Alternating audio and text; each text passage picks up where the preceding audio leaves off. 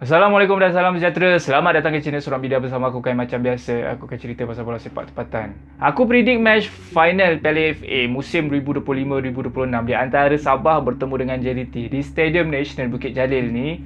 Fight. Tak naklah peristiwa 6-1 di final Piala FA pada musim lepas berulang kembali pada musim ni.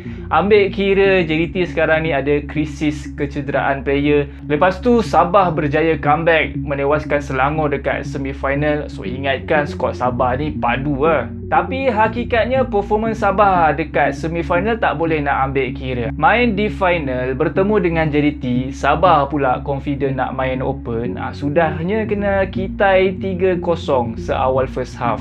Full time 5-0. 1 gol daripada free kick, 1 gol daripada corner kick, 1 on goal, 2 gol dari open play. JDT buat match final ni macam training je untuk diorang. Daripada minit pertama sampai ke sudah, Sabah tak settle down. Defense Sabah nampak bercelaru betul. Buktinya korang tengok formasi bertahan Sabah time goal kedua JDT. 4 player dekat defense line Sabah tewas kepada larian solo Jairo dan biarkan Hidalgo bebas, tak ada orang marking. Bila dah main 10 orang, lagi teruk nampaknya defense Sabah. Player Sabah ball watching, lambat react, lambat support member. Ramai juga yang komplain referee dalam match final ni terlalu protect player JDT. Bila player JDT buat foul, referee buat relax. Kalau player Sabah, mudah je foul. Ada foul player Sabah kena tolak, referee tak tengok pun. Yang 4 gol Sabah dibatalkan tu, pada aku boleh terima lagi. Sebab memang obviously Mujajid tolak Nasur Insa. Keputusan referee untuk game on bagi advantage kepada Sabah yang tengah attack.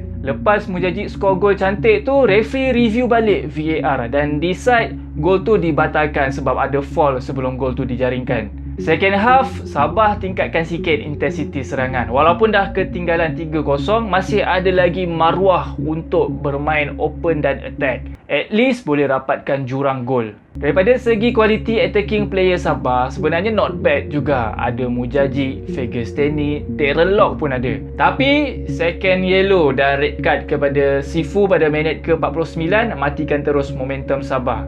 Dan keputusan tu agak kontroversi sebab referee terus buat keputusan tanpa review VAR dulu. Tapi tak tahulah kalau referee sempat sembang dekat intercom dengan member dalam bilik VAR tu. Bila tengok replay, obviously Sifu dapat bola dulu dan Jonathan Silva consider sepak kaki Sifu daripada belakang. Kata Sifu, itu first time dia dapat red card sepanjang career profesional bola sepak dia. Overall, kita memang tak boleh nafikan yang level Sabah ni memang jauh lagi lah nak kejar JDT. Kesudahannya, JDT angkat kejuaraan Piala FA 4 kali berturut-turut.